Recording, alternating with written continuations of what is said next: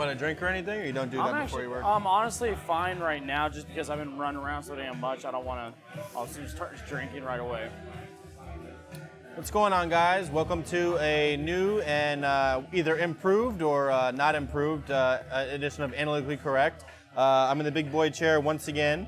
I'm here with Rob. I'm Marty, you guys know. We're down here at Public House over on University, connected to Shamrock Liquors. Both really good sponsors. Come check it out. We got a good crowd out here tonight. Cheap drinks, good drinks, all that good stuff. We're gonna start off today. It's kind of like a new day. Brett's out now. Rob's in. You kind of had the transition last week. It's gonna be the same kind of show though. We're gonna start off talking about kind of like the topics of the week, and then wherever the comments lead us, wherever you guys want to go, we'll go from there. We got a little cool comment thing here that Stretch got us hooked up with. I have it kind of messed up right now. But yeah, I'm gonna share the link on my Facebook page. We're gonna start off though. If you want to share your thoughts while I tag everybody on Facebook with the Ruiz-Joshua fight. I think that was like the big thing that happened from last week with the whole heavyweight championship. And it was what we needed to see, because Joshua is being talked about fighting Wilder over and over again. When in all reality, we need to see Wilder and Tyson Fury fight. And we also need to see if Joshua could, I don't think Joshua could beat Tyson Fury in general. Just like I said, we were talking earlier about natural boxers. Joshua was not a natural boxer. He kind of transitioned into being one versus being one his whole life, and you can kind of see that through the fight with how. Well, not to interrupt, but Fury and Joshua did fight in this. Yeah. And it was controversial. They went the distance, and it was scored kind of a draw. And the only highlight that you really saw in that fight was Fury getting knocked down on his back. Yeah, and that's what saved Wilder from being a decision, I thought, losing against, because Wilder had those two knockdowns, when in all reality, it was without those two knockdowns, the fight is going major decision to. You think to so? Fury. I think so, just because Fury did look better on points. I mean, he was up on points, it looked like, and if you take away those two knockdowns, where do the points really go at that point? Oh, wow. I really just look at, when you watch Joshua, I just think, like we said earlier, his hands aren't as fluid as Ruiz's. Everyone's going to do the eye test. We're going to look at Joshua. He's the specimen. He looks great with the shirt off, but, it was funny, like, watching, I think we both did the same thing. We didn't pay whatever the $100 for it. We watched it like a day or two afterwards, which is fun. You're pretty much only losing the surprise of who wins, but kind of going through the fight and watching what the commentators are saying. They're starting off, and it's like they're saying that Joshua is going to have a pretty easy time with this guy. You look at him, and then you look at Joshua, and it's like, which one of these guys is a boxer? If they weren't wearing boxing trunks, you couldn't really make it a competition. But then as the fight goes on, what you hear is, it looks like Ruiz is somehow better conditioned than Joshua. Oh, yeah. And it helps when you punch somebody else in the face that it makes them a little bit more tired and on shaky legs. But Ruiz was moving forward the whole fight. For a guy who had like a decided size disadvantage as far as height goes, not his weight, obviously. Yeah. But as far as like the size goes, Joshua is 6'6", and Ruiz is he has his hands up and he's just moving forward the whole fight. And it was just impressive to see the way that he had the faster hands, he had the better boxing technique. His footwork looked tremendous. Yeah, and like you said, we were kind of led to believe this whole Joshua thing.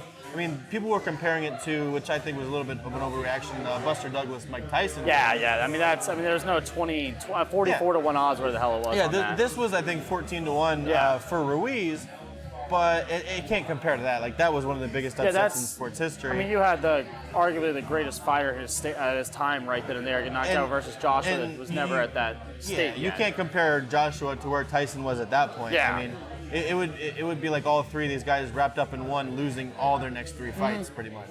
I will say, when it came to when you're watching Ruiz and how that fight was supposed to go, it's supposed to look very similar to like Ortiz and Wilder, where it's gonna be okay. This fight shouldn't last more than 2 or 3 rounds, and Joshua should continue to win this fight and go on, but.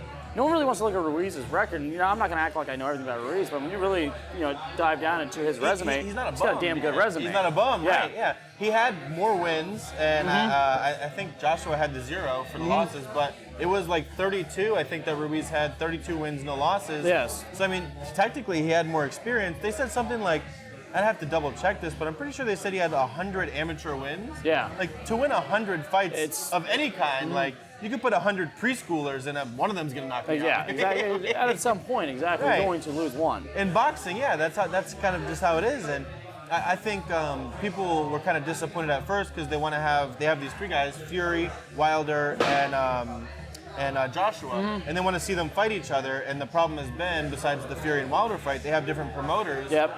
And nowadays, boxers aren't getting contracts based on when they're winning fights. Like you look at Canelo Alvarez, and he got the biggest contract in sports history. Just for a 3 or 4 fight contract without ever actually having a fight. So he could lose all those fights and he still gets the money. And when you look at where boxing's going now, and it's kind of, you said those 3 names. In all reality, we can really go maybe, because while it's not like Fury's young by any means, Fury is an older guy. And we're going with the heavyweight class. The heavyweight class is, I think as the media, we're really trying to bring it back for the sake of having it. But like when the best boxing matches are going to still come from your Triple Gs, they're still going to come from Canelos. If Mayweather, if Mayweather wants to fight tomorrow, we're all going to stop what we're doing to watch Mayweather fight. If McGregor fights somebody, it's going to be, and that's kind of how boxing is, drawing everybody in. But what I was getting to the point of everybody being disappointed with Joshua losing to this guy who nobody really heard of, even though he wasn't, he was a pretty good prospect. The point I was getting to is I think it was actually a good thing for boxing, in the sense that now everybody's talking about it. If Joshua just wins that fight, all we're talking about is who's he going to fight next, either Fury or Wilder or whatever. Because Fury's not going to fight Wilder until Wilder has a rematch with Ortiz. They both have rematches. Fury, and now Ruiz is going to have the rematch with Joshua, which is going to immediately be one of those fights that. So people are going to be looking just as much forward to the Ruiz-Joshua rematch as they would have been, maybe not as much, but to the Wilder-Joshua fight. Which I'm excited to see that, because at least now we have some more potential fights going to come out, and we'll really see if Joshua's worth the hype. Because I saw that, and I tried not to crack a smile. No, it's we were on going such a damn good roll, and then all of a sudden I saw that, I was like, oh man, why? They're just trying to get it more buttoned up around here now, and more professional and everything. He's the host now, so it's Yeah, the camera adds 10 pounds, so I mean, if I looked like this in middle school, I'd be in trouble. But so as far as the whole thing goes with that, I think people are going to be more excited about heavyweight boxing as a whole. Yeah. I mean, it's still in the same category as horse racing, where people only pay attention to it once in a while. It's not one of our sports that comes on every Sunday or every couple of days. That kind of thing. But I think for everybody, it wound up being a good thing. It did. Because now you have this big fat guy who's like now the heavyweight champion of the world against like a guy who's just cut up and 6'6". And another analysis that I heard going into it was that Joshua was kind of pushing a little bit, and he was a little bit too confident in trying to go for. Because a couple weeks before was the Wilder fight, where Wilder had that knockout, and he does this like show-off spin of like spinning around. So maybe Joshua was trying to live up to that, because these 3 guys are all competing against each other pretty much, whether they're fighting each other or not. But yeah, I mean, I enjoyed the fight. The site I watched it on put in 2 14-minute parts. I knew who won, but I didn't know what round it ended in. So that third round, what people are calling like a contention for like boxing round of the year, when one guy gets knocked down and then another guy gets knocked down in the same round, like you can't ask for anything more like entertaining or exciting than that. It's and then Joshua gets knocked down 2 more times in another round. You're like, this guy's like done. Nobody wants it, and in all reality too, when it comes to boxing, it's just like in high school, you wanted to watch the 2 biggest guys in school fight each other at one point. You didn't give a shit if 2 130-pound kids fought each other. You don't care if 2 150-pound 8th graders fight each other. You want to watch big guys fight. That's what makes it fun. When you look at the greatest parts of boxing, everyone can talk about, Marciano and how great he was in that, but what was his weight? That's why Ali, your Fraziers, your Tysons, they're going to get the love for being heavyweight. So hopefully these guys can bring the class back. If not, at least Wilder does do a great job of promoting himself. He believes he can kill a man in the ring. That's always good too for boxing, because it's like, you got to be crazy to do that stuff. You can't be a smart, wealthy man and get punched in the face. I mean, people would say that Mayweather did it best. I wouldn't call him smart, but he's definitely rich. He plays the fight card perfectly. In the sense that he got out of it without having any like major like damage done to him, and he made all of his money and everything. But yeah, that was as far as like the heavyweight fight goes. I don't know how many people watched it or if it's going to bring boxing back. But for us who are always going to be watching it, I think it was entertaining for us. I think it was a more entertaining result than if Joshua would have just knocked him out in round 1. It's just like you said, it's good for the sport to see because this is the fight will go back down 10 years and we'll bring it up just because you look like a Greek god doesn't mean you won't get whooped in the ring. It gives people like me hope. A high school or a middle school teacher gives everybody hope. So I'm gonna start boxing tomorrow. I mean, they have like a speed bag at the gym. I get annoyed when people knock it around because it's annoying as shit. Good old LA Fitness. No. 24 hour, anytime, whatever it's called. No need to go to sleep. Just wake up, train it. Exactly. I'm just gonna be in there day and night. Why not? The hoagie on the side. Snickers bar. That was his thing. He did. Snickers bar. He said he was gonna eat a Snickers either before or after the match. Snickers is happy with him right now, man. He's got promotions coming up. So we'll move on now to NBA. I think the thing that is more popular and I think more people are paying attention to is the NBA. I really wanted to get to the heavyweight fight first because like I said, if Joshua would have just won in the first round, maybe we would have just glanced over it later. But yeah, it would have been a quick. It was worth starting off with, I think, just for like the result, the betting aspect of it. Unfortunately, I didn't bet on it or anything like that. But going into what we were talking about last week and the last couple of weeks, the NBA Finals. You have the series now. Since we podcasted last week, it's tied 1-1. You famously, or semi-famously, picked a 3-0 win for the Warriors. My Warriors in 3 was just the amount of injuries they'll have by Game 3. So key injuries. Unless they win by next game somehow, if they change the rules. I don't know though. I'm the only one that picked the Raptors, and I don't know if I'm more or less confident. As far as I picked them in 7, but I was kind of hoping they would win both of the first 2 games. So the first game kind of went with the Pascal Siakam going crazy. Nobody saw 14 for 16 that game or something. Yeah, nobody saw that coming. It was like Anthony Davis type stats. Not the game, but the stats, where it's like super efficient. It seems like everything's in transition. And then obviously the next game he falls back down to earth, and it goes from the Siakam game. And these are the weird finals we're getting due to injuries. It goes from a Siakam game to like a Boogie Cousins game. Yeah, but it's... Or like the Clay injury game. And Boogie, and I heard them talking about this, and they were very right on TV when they're talking about what Boogie did that game, maybe very big at that game, but he's going to get a big contract after this. And I could see a New York Knicks or an LA Lakers giving him that contract. What kind of contract do you think he's going to get? I think he's going to get we saw guys like Jakeem Noah get a big contract. When guys, when the guys had injury issues, we saw Zach Randolph get a big contract. He's much bigger than Noah, though. He is, and that's my whole point of why he will get a contract. Is people believe now, okay, if he has a whole other offseason getting healthy, he's not going to come out and sign another 1-year, $5 million deal or get another 1-year, $15 million. I truly think there's a franchise that's going to be quote-unquote desperate enough to go after a big man now. Because after, let's say Vooch gets signed back with Orlando, Jokic isn't going anywhere, Embiid's not going anywhere. Anthony Davis might go somewhere, they're saying. There's not many big men to pick from, and DeMarcus Cousins sitting there in free agency. It's hard to believe a lot of teams won't go out there and spend money. But to me, especially as a Pistons fan, as somebody who has a lot of money tied up in Andre Drummond, I wouldn't recommend a team who's looking for something in free agency. He's not going to be a day 1, day 2 type free agency guy. What team is he really going to help? I see him more signing like another deal with the Warriors next year, but maybe a little bit more money. And they're going to have a lot of money coming off the books if Kevin Durant, let's say, goes somewhere else, which a lot of people are speculating. Knicks. People probably think Durant's leaving. That's going to leave a lot of money on the books. I'll take Boogie at twice the money you're paying him now and another year of getting healthy. I know he hasn't been healthy all year this year, but if you give him an entire offseason, he comes back like how he did. He started the last game. Yes, yeah. And I'm not going to be the one to say like, oh, Steve Kerr did a great coaching job. It's like you're running out of players. You got to start somebody at some point. Especially if Looney's not going to be out for the rest of the finals. We'll see more Boogie. We'll see more. I think it all depends on the series still, but I do believe Boogie just got himself a new contract if he has another game in the finals. But just his name alone, I think he's going to get him a contract. I've never thought of Boogie as I never look at Boogie and say this is the big man a team like the Warriors would want, because he's never been the most not saying athletic, I'm talking about well-conditioned athlete. He's always had issues with being conditioned. Yeah, and they also don't play big. Exactly. He would be like their best center, and any of the championship teams would be like Bogut. I mean, he's twice the player besides Bogut. I mean, he's twice the player that Bogut has been. But with the injuries and everything, but even for what he's given them so far, I think in Game 2, it's pretty much. That's what the Warriors are signing guys for. They're not worried about the regular season. They're not worried about round 1. What he gave them in game 2, and he's going to be a big part of the rest of the series for how everyone's been injured so far, especially, like you said, if Looney stays out.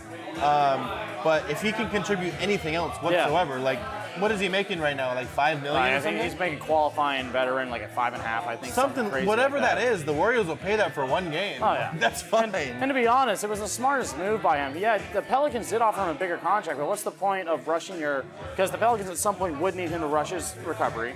Warriors didn't need him to rush his recovery at all. He would just have to come back whenever he pretty much cooks. The team's just fine. If he gets a championship under his belt, people think that guys that win championships are going to be great. I mean, how many guys that have played with other championship teams somehow find a contract? I don't think it's right to pay him because I don't believe in paying bigs like that anymore. To be honest, like we see with Hassan Whiteside, like you said, Andre Drummond. I mean, there's just not a league where bigs get paid anymore, and you saw. Giannis, he even said that he's got to be a better shooter now to really dominate the league. He gained size, like he said. And that's what you want to hear him say, too, is like go in the offseason and your post moves are good. You're like you said last week, the best player from 15 feet in. If he, and I want this to happen, I've said it multiple times, is for Klay to go there. I don't think it's going to happen. I think he's going to wind up. I think he's going to wind up staying with the Warriors. Especially if they offer him they can't offer him the Supermax anymore. So I mean, if they offer him, snub that, yeah. So if they offer him the max now, I mean, why wouldn't you stay where you're at? He doesn't seem like Klay doesn't seem like the kind of guy to me who needs to go somewhere just to be the guy. He doesn't need to be the guy who's getting like a Devin Booker type 30, 35 a game. Yeah. And trying to win MVP. He doesn't seem like the kind of guy that cares about that. I will say, I mean, with how sensitive players are these days, do you think that, let's say Golden State makes a strong offer to Durant before him, do you think he kind of looks at that and says, okay, well then I'll look at someone like an LA, I'll look at someone like a Clippers? These guys aren't like understanding of that. I like to think that I don't think that would be the difference.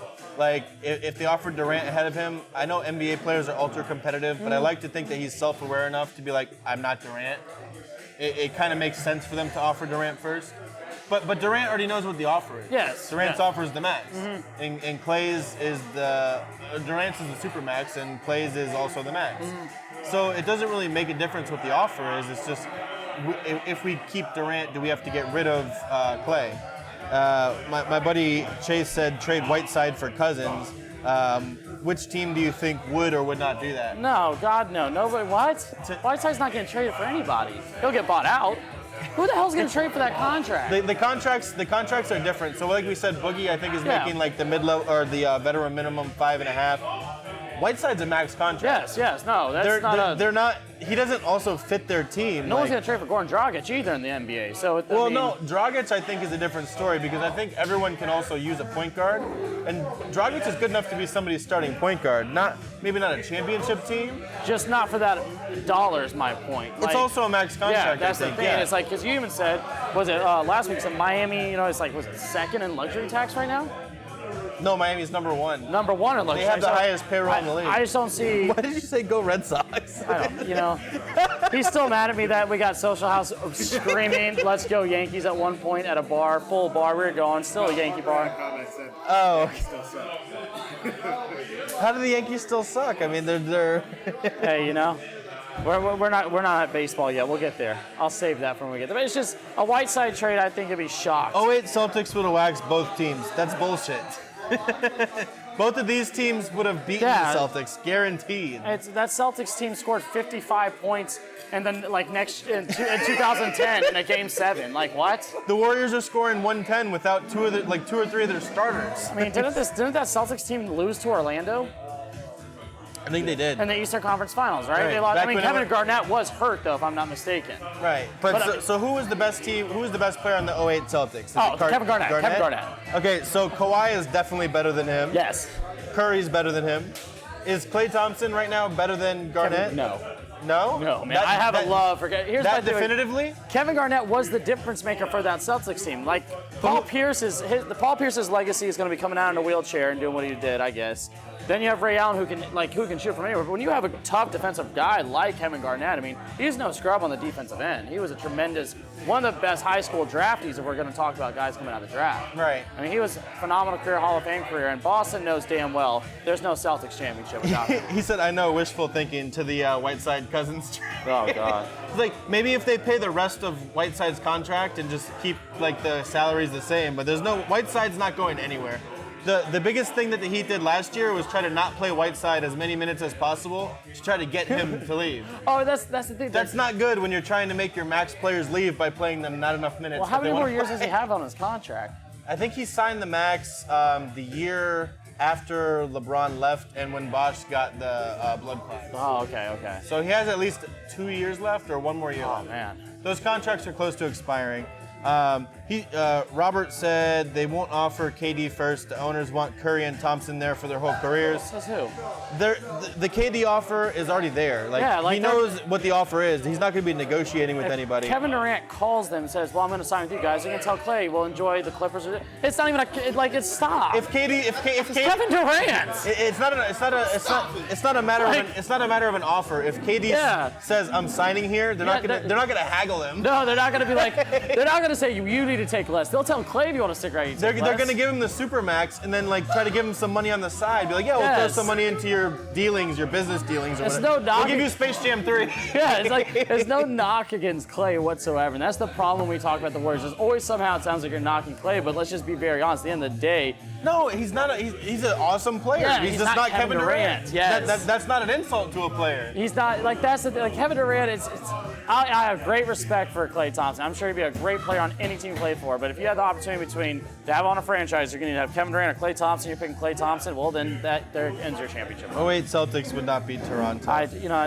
Toronto's about. How can you say they would beat Toronto? Toronto has a chance to beat the Warriors. So if you say that Toronto would get beat, you have to say the Warriors could get beat. This series is going to go 7 games. It's Parker, man. I love the guy. And Parker, I love you, but you're not going to rile me up now. We're too early into it. Yeah, my other buddy from high school, he's a Gators fan and a Heat fan. I was reading right here. No, that's why he threw out the Whiteside trade, because he wants to get Whiteside out of there. I would too, man. I would do anything at that point. I want Drummond out of there, and Drummond's better than Whiteside. Drummond is. He leads the league in rebounds consistently. Right. He's 3 years younger than me, and he looks like my grandfather. It's insane. Like, how are humans built like this? Joel Embiid literally owns him in the mind. It's great. I love watching those two go I don't take at offense to that, because Joel Embiid owns most people, except for some reason Al Horford. Or his injuries. He can't own those. Right. I will. But I think the series is going to go 7. And then when we were talking last week when we first started making the predictions, that nobody knew that the Raptors were going to have home court. Everyone just thinks, the better team is going to have home court. No, the regular season does mean something when you get to the finals.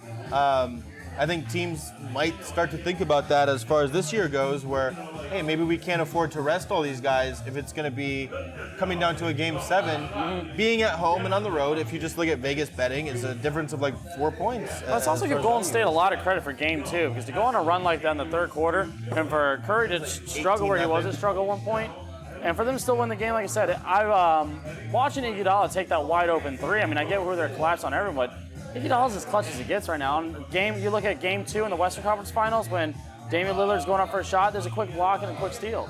I also don't think that the Raptors were meaning teams try to drum up this disrespect card. There's no disrespect between these two teams. As much trash talk. But when they say, Iguodala's had a lot of big moments for us, it's kind of disrespectful to leave him open. No, when you have Steph Curry out there, it's not disrespectful to leave Iguodala open. He's not that You would want Iguodala taking the shot before you want Curry or Clay taking the shot. Right. I know he can make big shots, but we were debating on a couple of weeks ago on the podcast with the Lillard shot, and it's like, was that Lillard shot a bad shot? It's like, I would rather have not CJ McCollum, but Mo Harkless. I'd rather have Damian Lillard taking that shot than Mo Harkless taking a 15-foot jump shot. I mean, we could call it a bad shot or not. At the end of the day, he shot from over, 35 feet? He was shooting 70%. If he makes that 3 and you lose, then you deserve to lose. And you have to just stick with what your defense is. You can't all of a sudden double team Iguodala in game 3. Yeah, no, you can't. No. Yeah.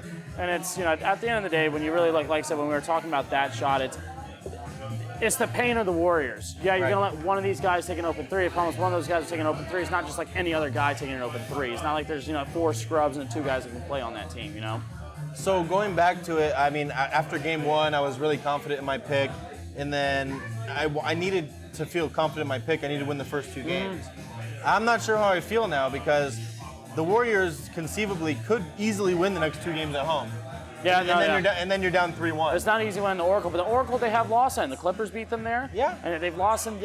They are not the same dominating team they once were just because now the volume The league- injuries, once you start getting, you can only have so many injuries, and you talk about the Warriors being this awesome team.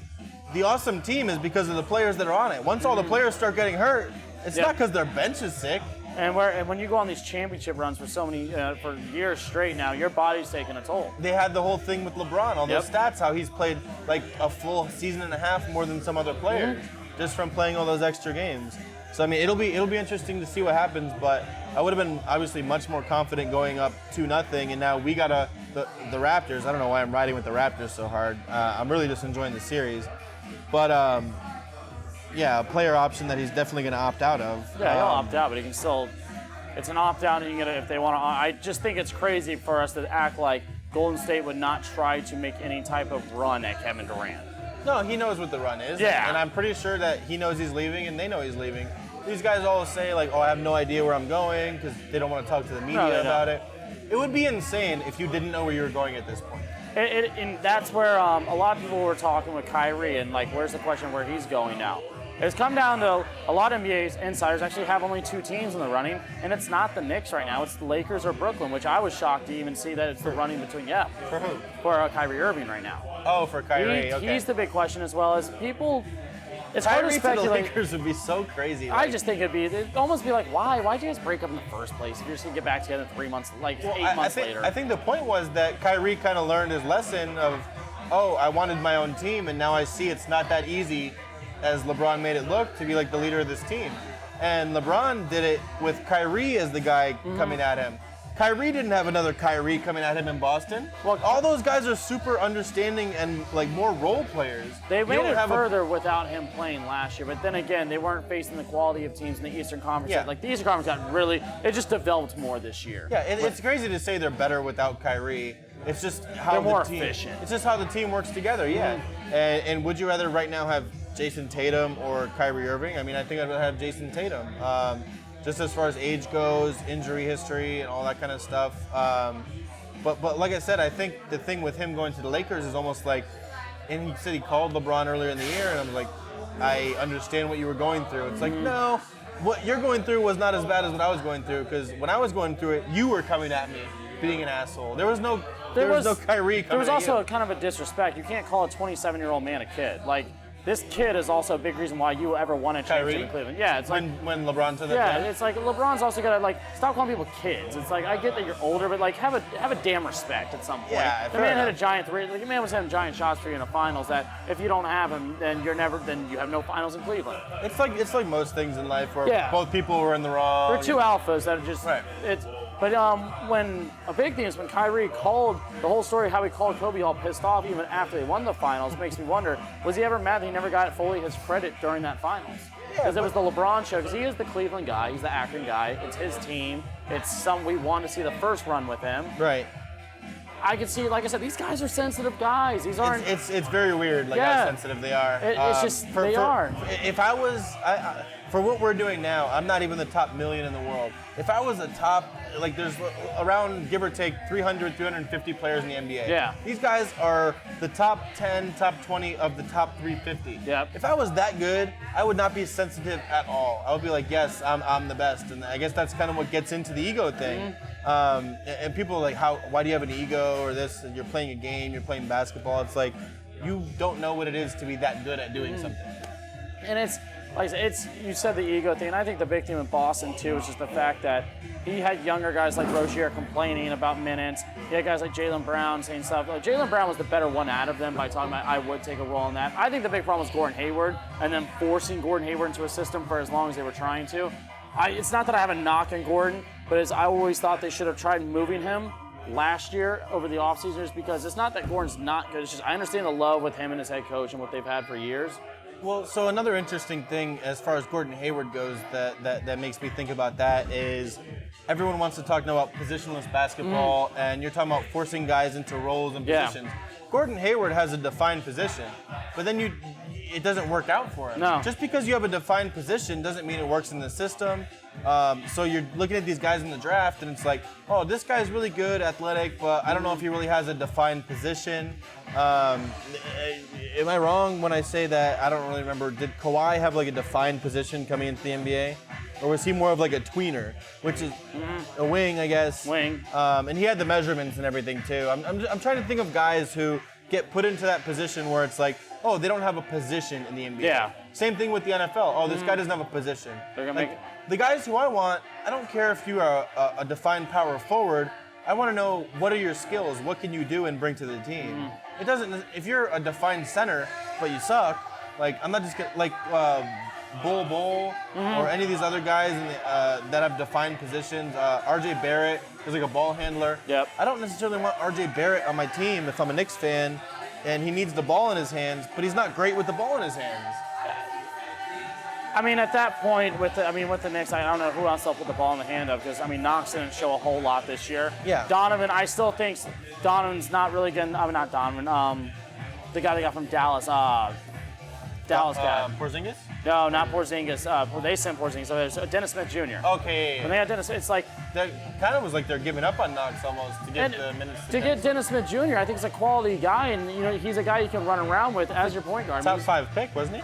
Or top 10? Yeah, he was top 10. Yeah. Yeah. I don't think you have a bad option in continuing with them, but it just comes down to, okay, who are you going to try to build around on that, or even do you have Dennis Smith in that list? I think the Pelicans should trade to the Knicks because they can get more out of the Knicks than I feel you will of the Lakers. I feel the Lakers are going to try to be stringent by not giving up Kuzma. What about Boston, though? I think they can get more out of Boston than they can get from the Knicks. I think Boston needs to just leave that alone because he's been out loud and clear he doesn't want to be long-term in Boston. But that's not just him. Kawhi said it at a point, and so did Kevin Durant. So say how much does it make it worth it? So DeRozan, this transitions into this. DeRozan recently said, and I don't know why you would say this, the headline pretty much is, none of this in Toronto would have been possible without me. Like making it like he made a sacrifice. Yeah. Like, dude, you got traded. And that's you didn't like choose to leave to make the city of Toronto better. I mean, So it would be like, okay, how much do you have to get rid of in Boston to make it worth to have this Kawhi season they're having in Toronto, to have that AD season in Boston? It's like I said earlier, I don't think bigs can make your team into that caliber of a team. But Anthony Davis is not like the normal. I get he's not like the normal, but at the end of the day, I mean, it's like, well, who are you going to really give up? Are you going to give up Tatum? Are you going to give Jalen? Or are you going to give up Rozier? I mean, you can't give up Tatum. Tatum. I'm saying. What is it worth it for Boston to give up to have? I think what's going on right now in Toronto is going to make teams like Boston change their mind. Like, okay, so who is the DeRozan equivalent on Boston? Because they gave up DeRozan, and I can't remember who else in the trade. But DeRozan was the main piece. So what is the DeRozan equivalent on Boston right now that they could give up that would make it worth it to have their Boston season next year with AD? That's a really tough question, to be honest. Tatum was DeRozan better for Toronto than Tatum's been so far for Boston? He's only been there for 3 years. I never thought DeRozan was the problem in Toronto. It's just, obviously, if you have the choice between Kyle and DeRozan, you're going after DeRozan for the better player. You would trade, if you were Boston, I think you would add one of your centers, maybe a power forward in there, maybe a Marcus Smart, and then also the main piece would have to be like Jason Tatum. It's hard to get a Marcus Smart, though, because he's a dog on the court. You want a guy like that on your team, especially off the bench, to when you, like, for these playoff moments. You also want an Anthony Davis on your team, though. I have no knock on Anthony. It wasn't easy for them to give up DeRozan for Kawhi for a season that maybe he leaves after. If you were now Boston, if they could give up a Gordon Hayward and they could give up a I don't Jaylen know Brown, if anybody wants Gordon Hayward, to be honest. You know what? I think the Pelicans' options are going to be running low because there's not a lot of guys that are going to be at this point. The longer they wait, the less the trade value they're going to get because they know NBA teams are going to play their leverage. Well, he's just going to leave you guys next year anyway, so we can just wait and not have to give up our future. But I think it's crazy to give up Tatum for Anthony Davis because of what I get Anthony Davis is this and that. I understand that, but Tatum's got a really bright future. I think when you take Kyrie away from that team, that could possibly happen. It's more likely to happen. His usage will go up. His stats will go up. He will become a better player. And he showed that he could be a vital, actual player in the playoffs. we haven't mentioned so far is Zion is probably going to the Pelicans. Yeah. So I know it would be, as far as a basketball fan, awesome to see Zion play with Anthony Davis, but I think there's other players, as good as it would be, I think there are other players you could pair with Zion that would be better than Anthony Davis. I mean, that's why I'm big on the Knicks trade with them, because if they can get a Dennis Smith Jr. with a Drew Holiday, and they can have Zion, then they can get that 3 pick with R.J. Barrett, then they get a Kevin Knox that they need to. Just try to get the full rebuild and don't half-ass your rebuild is my big thing. I really hate seeing that with teams, personally. I think the more that we talk it out, I would be more in favor of trading Anthony Davis, because if you think about it with the Pelicans, not only the team that's trading for him would be in that Kawhi zone with the 1 year, maybe he stays, maybe he doesn't. The Pelicans are going to be in the same place if they don't trade him. I mean, it's the same thing. I mean, if the season doesn't go well and they're under 500 halfway through the season and it's not working out the way they thought with Zion, he's leaving anyways. Let's be very, very just, let's be ridiculous and say they make the Western Conference Finals next year. Does that guarantee Anthony Davis will still stick around New Orleans? Well, that gets back to what this other guy was saying. I'd have to scroll up, but who Stretch was talking to, James, who said that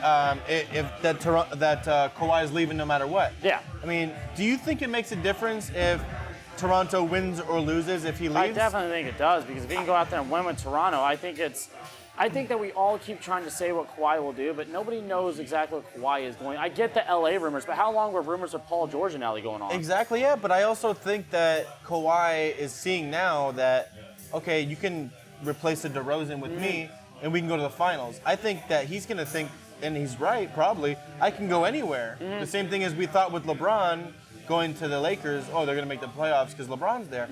But Kawhi is more in his prime. I think Kawhi is going to think, I can go wherever I want. Yeah. Thank you, Raptors. You did a great job. The GM did a great job. The trade Raptor did his job. But I think that Kawhi thinks, okay, if Look at the Clippers. They won 2 games, right, against the Warriors? What if Kawhi was on the Clippers? Personally, I think the Clippers are going to... The Clippers so far have won 1 more game against the Warriors than the Raptors have. I think the Clippers going to Kawhi Leonard and a potential Jimmy Butler. I mean... Without having to trade anybody. Yes, while you still have Beverly, while you still have your group going in, I like the Clippers' chances on landing Kawhi if I was to pick another team. I just don't see him going to the Lakers. I don't see a lot of guys really going to the Lakers this year, to be honest with you. I don't see the Lakers because if you're looking as a player, what makes you look at, LeBron's there, but he'll be there for 3 more years max. Do I really want to deal with this front office for as long as I'm with LeBron? It's going to be older players if they do go there. It'll be older players that go there because it's proven LeBron doesn't like playing with younger guys. No, he doesn't. And he doesn't play well with bigs. That is something that is proven through his career. He's not a good bigs player. And not even like super bigs like Anthony Davis. Like if you look at Kevin Love, or Chris Bosh. If you go there, not only if you're a younger guy, but if you're a bigger guy, you're going to be the scapegoat if shit doesn't go right. And then if shit does go right, LeBron's going to get the credit. Yeah, guys like Ogauskas and Verjao that play phenomenal for him. Though. He doesn't need a giant. That's my big theme with the Lakers is they don't have to go after this ridiculous big. They can find someone to play that role while getting someone like a Jimmy Butler was to sign. I think Jimmy Butler's going to be a big piece in whatever free agency just because he does bring a lot to the court on that. He's not the guy, but he's a hell of a second guy, personally, in my opinion. So this just popped up. I guess it was 17 minutes ago, just like an ESPN update. It says, and take it with a grain of salt. I mean, it's Stephen A., a respectable reporter and everything, but it says Kyrie wants to go to Brooklyn. Stephen A. says he learned that Kyrie prefers the Nets over the Knicks. I said that probably about 5 minutes ago, that his 2 options are LA and Brooklyn. And I don't think that he's going to report something like that with his reputation towards, he's not making it up. He won't put his name on the line that strong. He heard it from somewhere, which is fine. He just bought a house in South Orange. But who else? I mean, the Nets, that's just crazy to me, the Nets. It's crazy sound, but when you really look at the Nets and what they did, we got I'm a big Nets fan. D'Angelo Russell was given to us by literally giving up Brook Lopez and we ate the Mozgov contract. We ate the Dwight Howard contract and cut these guys. When you compare the Knicks front office and you compare the Nets front office, it's not even a comparison. James Dolan's done everything to piss everyone off. It's almost like, the front offices are switched. Yes. But it's almost like if you went to Florida, you're going to the Magic instead of the Heat. But I know the Heat. You're going to the little better brother. front office, so it gives the Heat an advantage. And also, Brooklyn's known for having phenomenal facilities too. Some of the best facilities in the NBA. It would almost be like, let's say, if Pat Riley was on with the Magic instead of the Heat. it would be like going to the Magic instead of going to the Heat. I mean, even the Magic. I'm trying to talk it out as I think about it. The Magic almost have. They don't have as bad of a history as the Nets. The Nets are like a nothing franchise, pretty much. They do, but they don't, because let's also remember the Nets had a pretty good run in the early 2000s, but they looked really good. And also, I mean, I don't know how many times Orlando has truly screwed up top 10 picks on a consistent basis. Yeah. I mean, they just love to draft people who can't shoot. Yes, I mean, let's be honest. You know, you have they got that kid Victor. They got rid of Victor for Oladipo, for Ibaka for a like 3-month rental, got rid which of made no sense. Ibaka too. Yeah, it's like they had Gordon. So how good is Gordon really gonna be? Everybody who leaves there out. Always does better. Everyone. If Vooch is smart, he gets the hell out of there. I think someone's going to wind up paying him too much money to go somewhere else. We were talking about big men and everything. I think he winds up going to a non-contender for like a super. My point with Brooklyn is I think the guy you have to go after is Kyrie, because there are a lot of guys that do want to play with Kyrie Irving. Whether it's Jimmy, whether it's Anthony Davis, whether it's Kevin Durant, you have a good. Even after this year, with the way that guys still back him up, and it's also because they're like, well, you got to understand these guys have all been. This is a friendly league. So Kevin Durant and Anthony Davis, they're not friends with these 2-year guys. They're friends with Kyrie because Kyrie's been through the ringer, he's been through it all, and he's been in the league for long enough to create that veteranship. I mean, I personally think that if you're going after a free agent right now and you want to land that second free agent, you get Kyrie Irving because he's going to bring someone with him. You're not just going to get Kyrie and that's it. And also, let's be very honest. That's what they thought about LeBron too, though. But his free agent class also wasn't the greatest. I mean, like this free agent class is really good. Yeah. So you're talking about also like D'Angelo Russell. My buddy Tyler is a what the hell is his basketball team? Oh, he's a Lakers fan. Okay. God, Jesus. But he said D'Angelo sounds so much better than Lonzo. I'm not even like that down on Lonzo. I think if he had a different team, I think he's Phoenix, because Phoenix said they'll trade the 6th pick. For a veteran guard. Lonzo on Phoenix would be pretty interesting. He's not a shooter, which helps them out. And then you have Booker coming off screens and everything. You literally, and also I will say this. The Lakers screwed up, and I've said this from day one when they didn't get De'Aaron Fox. It's not even a competition between those two. De'Aaron Fox, my big reason why I say this, when you watch De'Aaron Fox play, it's on both ends. Yeah, I get Lonzo has this and that, but Lonzo didn't have a hell of a promoter with his dad talking. Magic Johnson wanted Fox over him. It was Ginny and them that really wanted Lonzo. All I'm thinking about right now is Lonzo Ball and then Devin Booker and then the screens they're going to run. Yeah, and then you have Ayton also for the lob. Jackson. Yeah, Jackson is that team. I wouldn't be surprised. I mean, the West is tough, but if they get the right point guard, like if they got Lonzo or something, it's just what they have to give up to get him.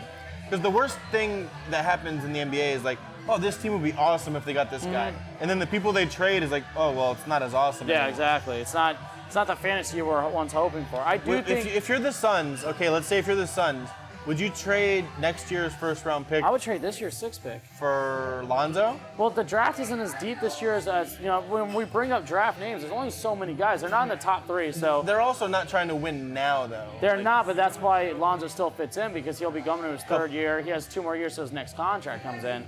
And also, Lonzo, like I said, they need a guy who doesn't need to take 20 shots. They already have enough of those. I like Lonzo now, but I don't know how much I would like him if I had to wind up giving him like a max contract. Yeah, no, and I'm with you on that. I don't know if they're in the running for a championship in the next 3 years. No.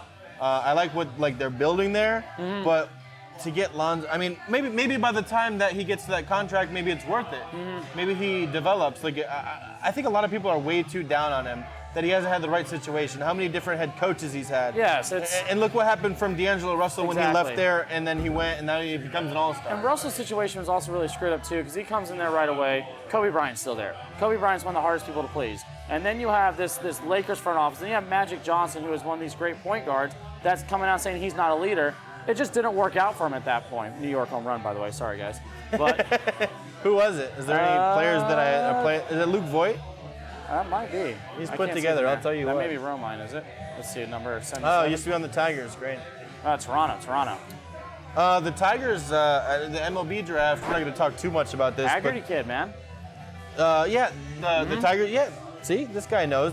They got a guy from Haggerty High School in Oviedo. I forget his name, but Riley Green, I believe. We probably wind up trading him before he ever gets to the Tigers. But yeah, held a plus side bat on his outfit. That was a big scouting report on him. They were looking for a plus side corner bat. Looks like he'll be projected as a left fielder. 5th overall too, yeah. And you know, honestly, it's nice. I like seeing the hub of Central Florida. I like seeing when our players come out because, like I said, we play baseball here every single day. It's great to see an area guy go on. So I hope nothing but the best for him in his career. But if you go to Boston, I can give a damn what you do there, dude. I think best of luck, though. I think he was the first high school player drafted. I think I had it pulled up the other time, but yeah, because the Oregon State kid went 1. The Vanderbilt kid went 3. Yeah. I'm trying to remember who went 2. Can you imagine, man, getting drafted out of high school and then you're just like a Major League Baseball player? That's man, insane. my discipline, that would have been awful. People would have thought Johnny Manziel was a great guy if I was to do that, man. I can't be given a $10 million signing bonus at 18. Are you kidding me? I never would have made it to the league. Oh, man, I would have never even made it past the 3rd month. I can't even make it past payday. My payday is not $10 that million. first night out, oh my God, the league would have just said, shit, we really made a mistake on this one. Half off everything. I want to pay full price. I don't give a fuck. I would have a great time with it. But no, it's great seeing an area guy, though, like I said. It's awesome to see that. And I really do like seeing the thing that I have with teams like Detroit right now, Baltimore. I don't like what they're doing in the fact of when you know you're out of it, don't just kind of half-ass it until August. Get your full farm system out there. Let's get the real scouting reports out. Let's see who can play and who can't play. Well, the reason they don't do that is because of control of contracts. And I get that, like but how many contracts are really worth controlling like that at the end of the day? I'd like to say that I trust them more than I trust myself. And I'm with you. You're a Tigers fan, so you let me know that one. I used to like the front office we had. Yeah. The Red Sox have one of our guys now, and then they won a World Series, so that's great. And not that I blame him. It was more, we had that lineup, man, with the Tigers when we got swept, but it was the pitching that we had. Yeah, there's a point where even Verlander said that sometimes it's just you're not the hottest team at that moment. The biggest compliment I can give to that front office is getting out from underneath the Prince Fielder contract. That was awesome. I don't know how they did. Can you do that? I don't know how they did, but if they can do the same with Cabrera, good luck. It's impossible. It's impossible. But like I said, you said Romine, and then every time I look up and I see a picture, I'm like, oh, that guy used to be on the Tigers. Oh, that guy used to be on the Tigers. No, it's like you look at, this big ex-Tiger that I think is going to be a huge trade this offseason. I mean, not offseason, this trade deadline that a lot of people aren't really talking about yet is Max Scherzer. And I'm really kind of tired of hearing people act like Scherzer's having a bad year. He's not. He just had 15 strikeouts and like 1 walk. People are like, well, this is a down year for him. Like, why? Because his ERA is 3.35 and not 2.50? Compared to himself, yeah. And also he has the least amount of run production helping him out right now. You put him in, I think Scherzer's going to be a big trade piece as well as Bumgarner at the deadline. I do want to see what happens now that Keuchel and Kimbrel don't have the compensation pick anymore. Exactly. It's going to be interesting there. I'd like to see if a Milwaukee jumps on one of them, if Atlanta does jump on one of them. Dodgers, Philadelphia. To me, though, the thing about the compensation pick is it's like, and it works out so far. So if you're a contender, you've done well so far. Fair to say. So you don't necessarily need the games they were already going to give you. But if you're in the running to win a World Series this year, and we're talking about how in the NBA regular season, how one game can mean so much, maybe 4 or 5 games means the same in the MLB, you can give up a first-round pick. Like, maybe that guy's never going to be on your team. You're not going to get a guy in the first round that's as good as Kimbrel or Keuchel right now. I agree with that. The one story I will give you on that is when New York got Mark Teixeira, we had to give up our first-round pick. That first-round pick happened to be Mike Trout.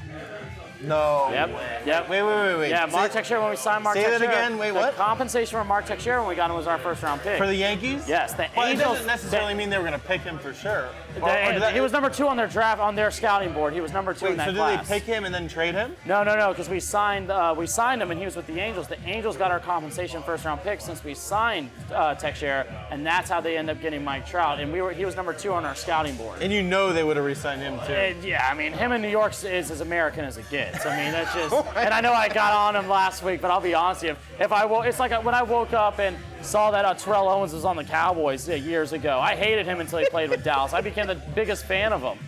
I loved him, and I was like, it's kind of like when you see guys like that. If Mike Trout was to come to New York, I'd be an idiot to act like I want to be happy. I'd be ecstatic. People would hate me. People hated me after we got Stanton. Imagine if we got Trout. I mean, I want to say there's no way for the contracts to work with the salary cap and everything, but if you had Trout, Stanton, and Judge, I mean, let's be honest, they all just would have been hurt right now anyways. Right? That's the worst. And I will say with what New York's doing with the injuries we've had, we're winning the series. We're doing what we're doing.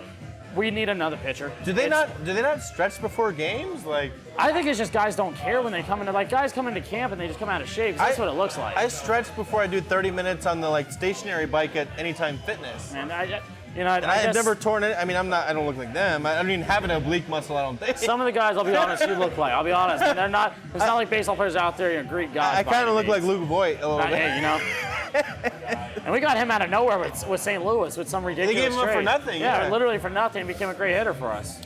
He became our new first baseman. Another note that I had written down: 1,120 home runs in May given up. The most of all time. I mean, that kind of goes with how the league's going now with strikeouts and home runs. Yeah. And then it's a shame. One of the guys I respect most when he talks about baseball is Tim Kirchin. All the guy does, I don't know if you know this, but I've listened to like podcasts with him. He still, after every day, writes out the box score for every team. He knows everything. But even he's not super into the whole home run strikeout thing. But he said it. It's like, if you're against Kershaw, you're more likely to get one home run than you are to get 3 straight hits. I mean, it kind of makes a little bit of sense. It's not as fun to watch. I mean, the harder you throw, the further it goes is the same with that. My issue with these guys is we have just made hitting just like these guys can't hit the other way now. It's like they're bitching and moaning about like, well, they're playing a shift. Okay, they're giving you a third of the field. Well, who was the guy? I wish I would have looked it up. I had the quote. There was a guy this week who it's like people were giving him shit for bunting against the shift. And I think you should. And I don't remember who it was. If anyone can comment in and tell me who it was. But he was pretty much talking about, I'm going to bunt against the shift until you don't shift. And that's what I was saying, either bunt or hit against it. And it's easier said than done.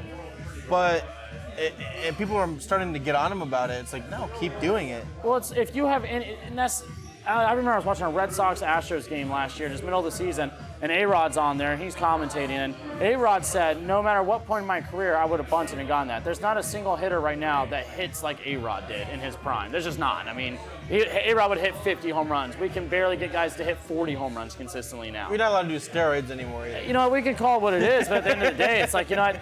The hitting is still there. It's like you just don't see these guys hitting like they used to, and we're going for home runs now. But it's like you'll have guys with these 3 home run games. Scooter Gennett has a 4 home run game. Then the next like 3 weeks you don't hear about him at all. Right. Then he'll have a random 3 home run game. It's like the balls are juiced. The guys may not be juiced. I just think the balls. One of my are favorite stats was Joey Gallo had 100 home runs before 100 singles. Chase said that I have Kimbrel and Keuchel on my fantasy team. Are you in last place? That's what I would ask about that. Did he not do any research or not think that these guys made very clear they want? Maybe it was value picks. Yeah, Geikel said he wanted a 5-year deal. Didn't he say he wanted like $100 million? Yeah, like come on, like do a little research. How did you get these guys? I want $100 million too. It's not going to happen. If he got them like late picks, because I don't play fantasy baseball, but I do know pitching is a big part of fantasy baseball. I just asked if he's in last place. If he's in last, then it's if because he picked them down the road in the draft, that's one thing. But if he got them early, I'd be like, dude, you shouldn't. I mean, come on now, you got to do some research on that. It's like getting Le'Veon Bell in the first round.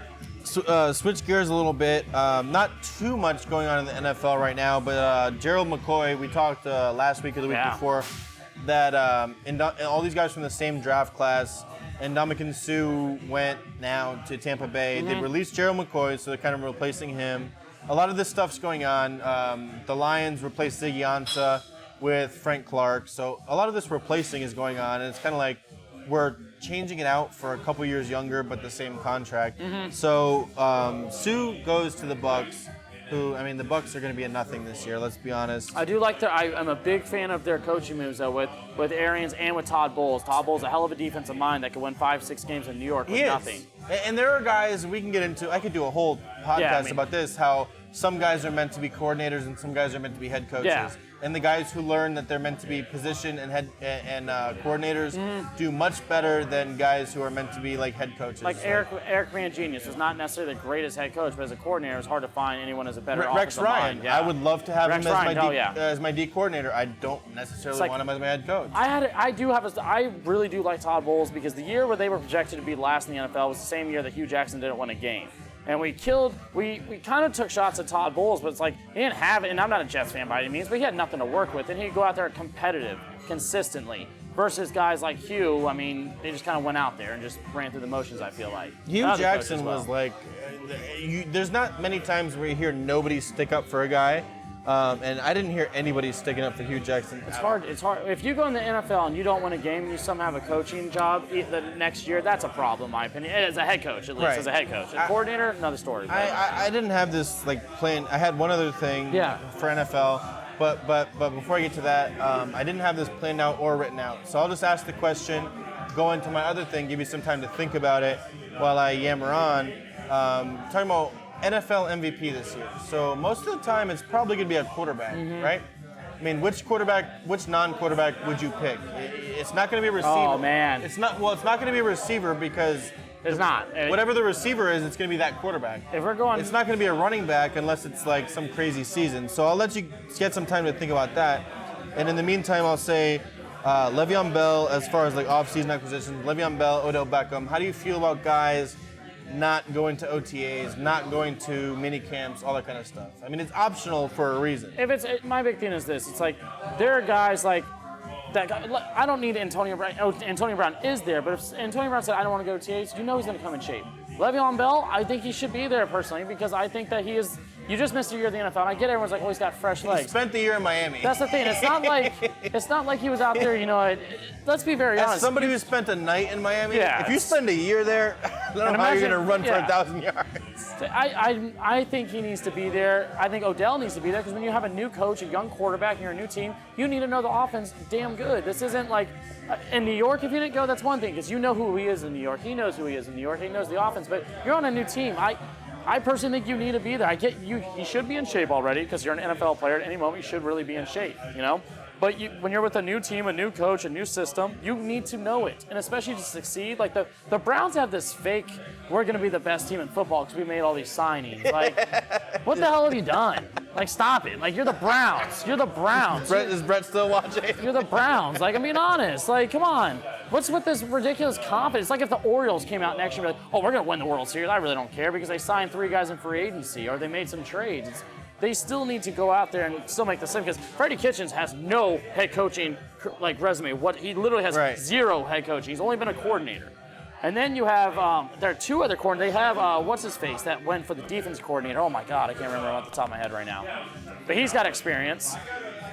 And then oh man, it's the Browns. And I hate being that kind of guy on them, but until you show me otherwise, I still think the Steelers win that division because the Steelers have shown many times how they can replace the next guy, especially at the receiver position. I think I would feel more confident if I was picking that division. I think I would pick the Browns, but I'd feel more confident with the Ravens because I always liked Lamar Jackson.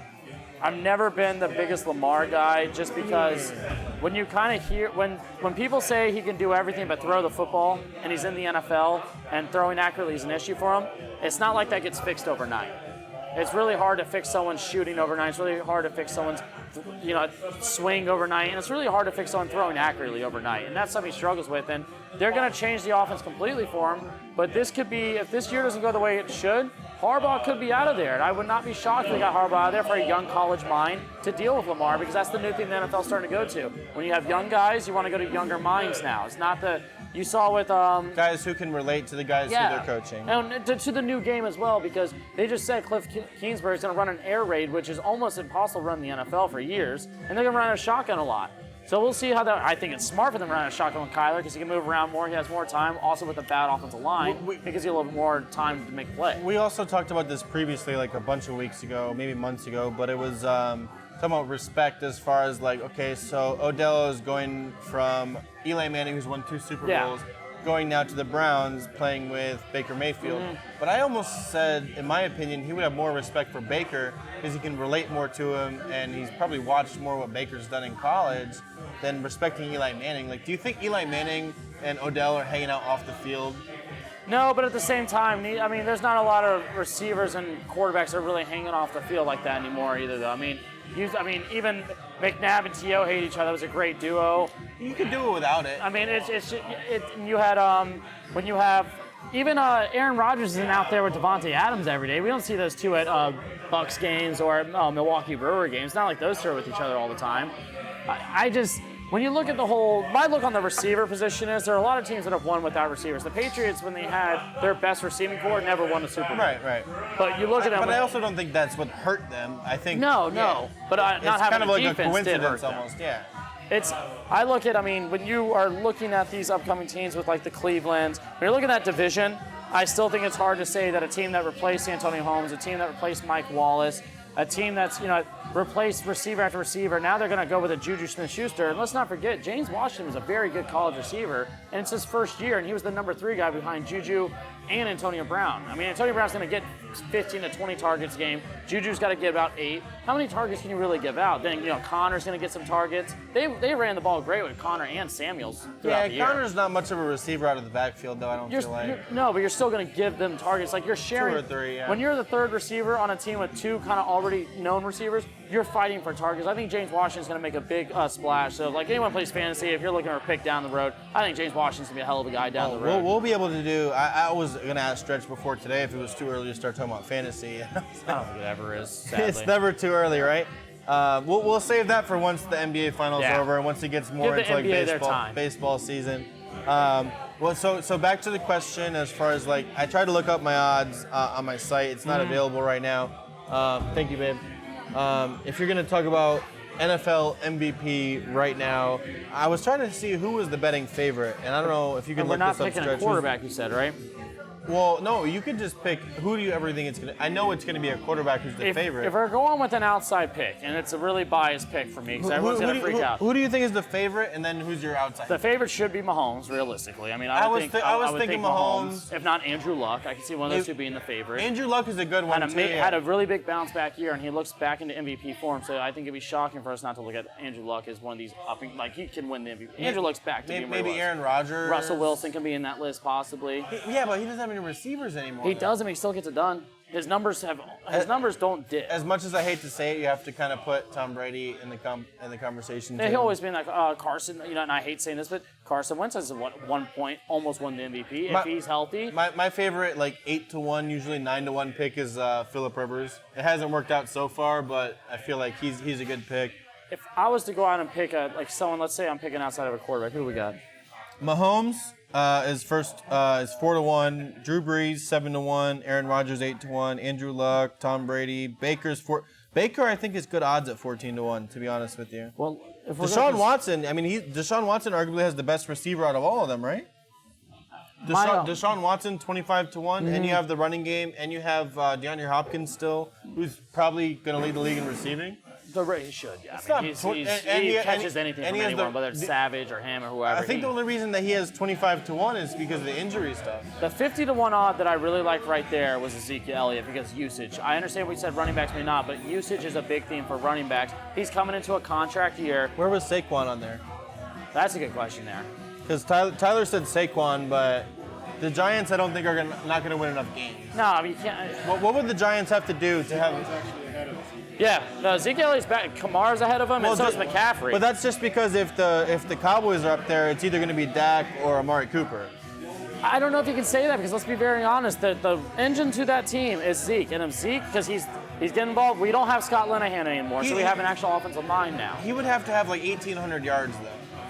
I don't think it's far out of reach, to be honest. I think he could have another 2,000 plus total yard season. And if he's got, the thing that kills him is he doesn't get the touchdown usage because last year we didn't get him as involved in the red zone. We had, I think, the 29th best red zone. That's why I was kind of upset when I heard Linehan's a good offensive mind. I thought it was crazy. We were the 29th best in the red zone in touchdowns and scoring.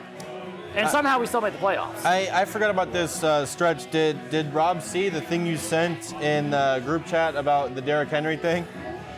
Oh, it doesn't have the longest run in the NFL. I'm gonna fill real quick and I'm gonna pull it up and show you. Was it in Analytically Correct or just between me and you? All right, I'm gonna show you this thing. All right, here we go.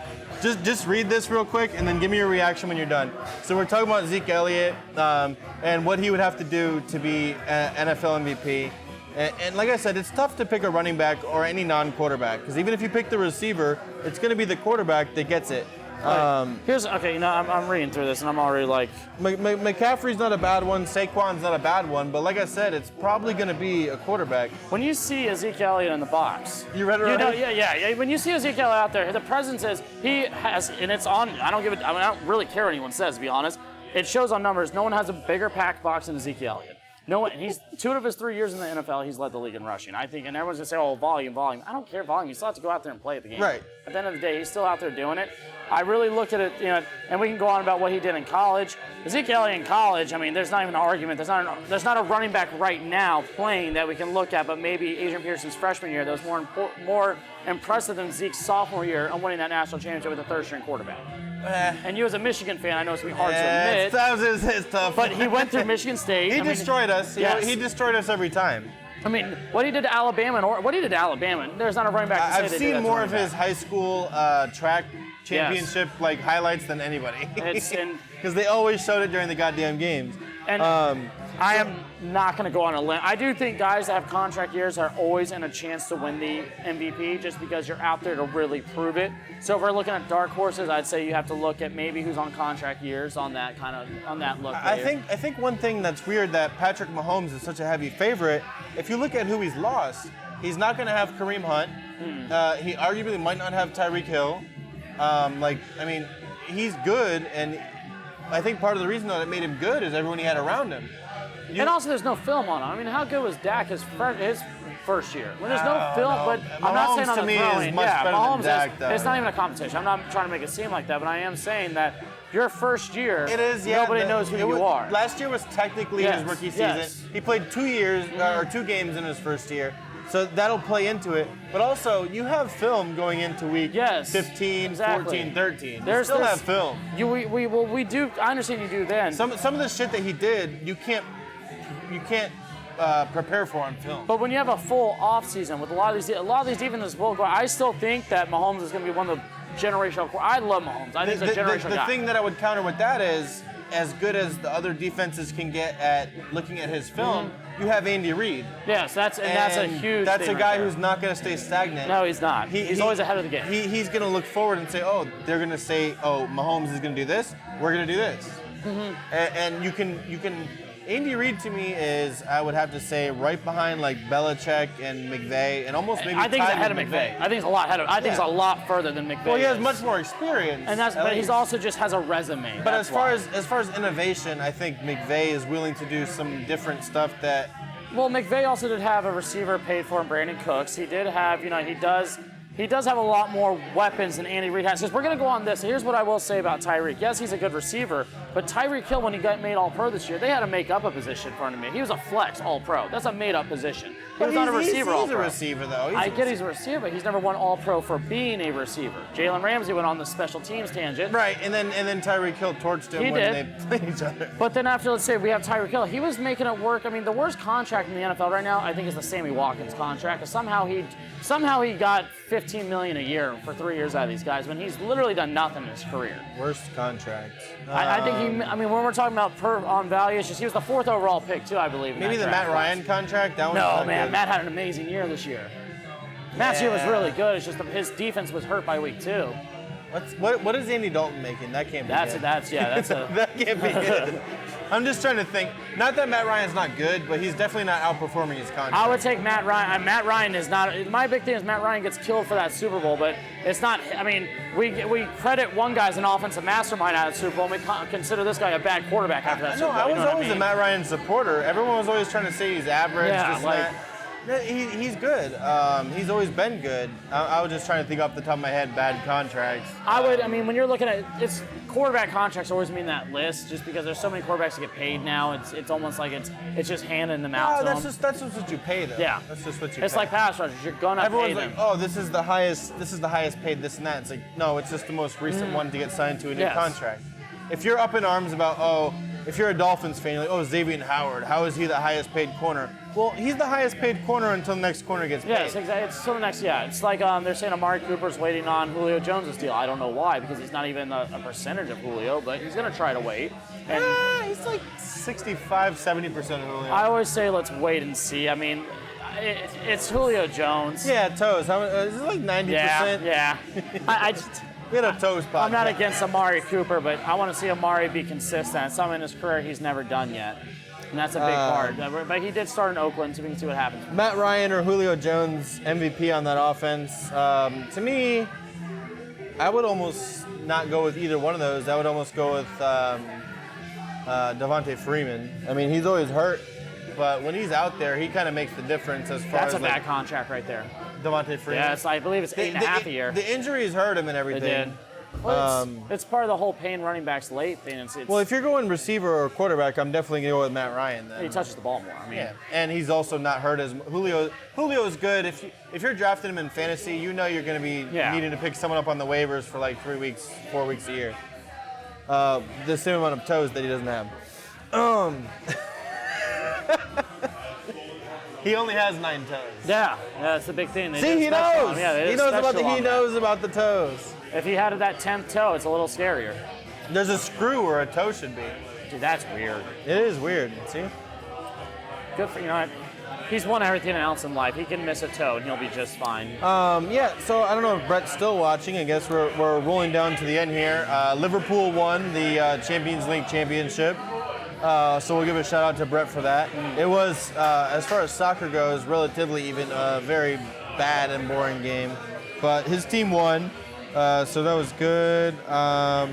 Another part of the soccer corner, the USA under 20, we beat France today.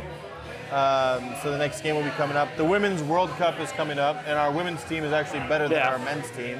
That's coming up beginning of June, so that'll be good. Are they still on that they only get paid if they win thing? I sure hope not. Oh man, well I don't know if that's the thing. I know that was a huge fuss. And don't get me wrong, definitely is something you're kind of annoyed about. You're representing your country, so now you're just going out there and playing YMCA soccer or anything. Pay the teachers, save the whales. Is there anything else that you wanted to touch on this week? We got the NBA. Do you want to change your pick at all? Are you still confident? I mean, in the I still Warriors? think the Warriors. I mean, of course, I still think the Warriors should win, but I think it's going to be a big talk on what happens. Are we going to look at these injuries? Is it Durant? I still think Durant is not going to come back. He's ruled out for Game 3. And I just think that if he was to come back, it would be Game 3. Clay is questionable. Looney's out. We don't know how healthy Cousins is. What was the Looney injury? Looney, I believe, broke his collarbone. Oh, so he's fucked. Yeah, he's done. He's done for the finals. Oh, that's almost to me bigger than the Clay injury. Clay's more important. But the Clay injury was just like a strained hamstring, right? Clay is known for playing through injuries. He is. But if you're losing Kevin Durant and Iguodala was banged up, and then what's his name? Thompson's banged up, and then Looney's out for sure. And Looney's very efficient. It's setting up to either be the best Steph Curry finals, to redeem himself for what everyone's been saying in the finals about him, that he's not clutch in the finals and all that. It's either going to be he's going to win it, because when people, like I said, talking about the Warriors team, they're talking about Steph, Clay, and Draymond. Yeah. That's the core. If one of those guys out and Durant's out, I mean, it's now looking. It's like I said, you're 1, 2, 3, 4, 5. I mean, you're coming to a point now. Let's say Clay doesn't play, so we got Curry, Draymond.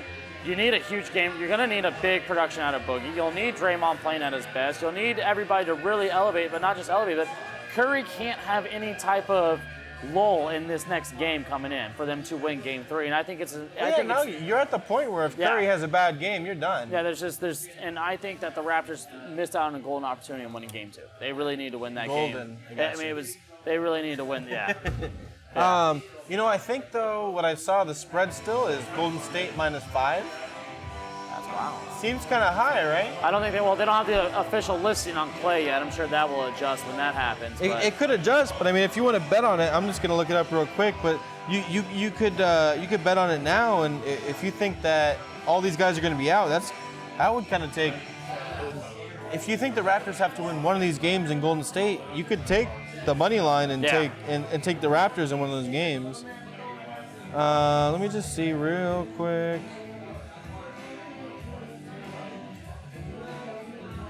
Yeah, 4.5 right now. Okay. And the best that Toronto was at home was -2. So I don't know. Toronto's going to have to win one of those games there because you can't go down 3-1. No, you can't. Because I mean, you can if you have if Kawhi has a LeBron-like finals, you can go down 3-1, see what happens. But one other thing not being talked about, and it's not a big major injury, but OG Anunoby might come back, and that could add some depth for the Raptors too. One thing that needs to be said about Kawhi though, and how he had these crazy. Anytime someone's decent, somehow they'll find a comparison of Michael Jordan down the road, some way or another. This guy is actually only shooting like 37%, I believe, in the finals right now. Kawhi? Yeah, he's not having a great day. I'm telling you right now, his finals shooting percentages are not high up there right now. It's closer to 50%. There's no way he's shooting 50% right now. I'll check it out real quick. I'm down to see that one. For the most part, I think that's most of what we need to cover this week. Let me just fill real quick. Kawhi. You're talking about field goal percentage, right? Yeah. So he's 8 of 20 in the first game. I'm not a math magician. It's under 50. That's 40, around like 40 something though. 40% right there? Oh yeah. 20, 80. Let me check really quick, not to fill. Everybody keep watching. I just think that the other series that he was having before, everyone was talking about how great it was, and he was obviously phenomenal. But now it's starting to come to the point where you need to be the best you can be at this point. I mean, this is where it matters. I don't care. It's like what Damian Lillard did against Oklahoma City. I really don't care what you did in the first round, dude. What'd you do against Golden State? What'd you do against this team? But he's still been awesome so far. I'm not saying he hasn't been. It's just more of the fact that it's like, you got to be at your best right now. It's just there's no other time to be at your best. You can win a series, you can win the snap, but if you don't finish it with the championship, it's like Scottie Pippen said, if you don't win a ring, it don't mean a thing. Scotty's said a lot of things, though. He has. He's gone back and forth in the Michael Jordan argument like 10 times. He is the most disrespected superstar of all time. People forget how great. I mean, when you talk about Scotty, Scotty's not in this list of being an all-time great for some reason. And he is a damn good player. I've always heard of him as being top 50. And I asked Stretch, and it's like, oh, they put a list out. I would hope he's top 50. Some people ask if Carmelo Anthony's top 50. And I don't think there's even a comparison in those two names. Is that just Carmelo that's asking? I mean, if you want to compare their wives, that's about the only comparison All right, there is. so Kawhi was 5 of 14 in the first game. I think that's 30%. Second game, he was 40. So I guess he's 35. That's math. He's having a rough shooting so far, and they need him to step it up. But also, I think if you look at the free throws, right now he's 26 of 38. So he's getting to the line. And I think if they lose, it's not going to be because of Kawhi. No, I mean, you're not going to just pin it on Kawhi, because without Kawhi, they're not this far. The first game when he was 5 of 14, Siakam was 14 exactly. of 17. And my big question is, you got to have someone consistently step up with the Raptors to make this a better series for them to win this series. I think the first game that Kawhi had is going to be his worst game. I can see that being the thing. Well, like I said, for a guy who shows such little emotion, I feel like he has like a lot of emotion about basketball. He keeps himself together, and that's something that you don't see a lot. There are guys that they'll be start flipping out and they start screaming for fouls. He said this week, guys don't talk trash to me. I just play, and I don't. He doesn't. Nobody wants to talk. He's not going to talk back. No, nobody wants to talk trash to him. It's even to that, but everyone respects him as a player. You could put him against Kobe, and he'd be like, "Yeah, it's okay, Kobe. It's good." I would love to see that, both in their prime going at it, because Max Kellerman thinks one's a lot better than the other for some reason. Well, Max Kellerman's an idiot. I respect him in boxing, but... Oh, well, I mean, he just needs to get it. He likes his headlines, you know? He likes being the headline magnet. I think we got most of it. Is there anything that you think I'm forgetting about this week? We're all good.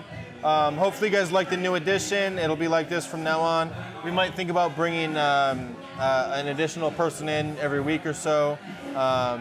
I think today went pretty well. I liked it. If you guys didn't like it, well, too bad. We're over here at Public House on University, connected to Shamrock Liquors. Dunk Hunt at Social House tonight. It's Duck Hunt is going to be popping up. I finished second last time. Last time that'll happen. You finished second? Yeah, man. I had this one round too where I was just shooting things down. It was great.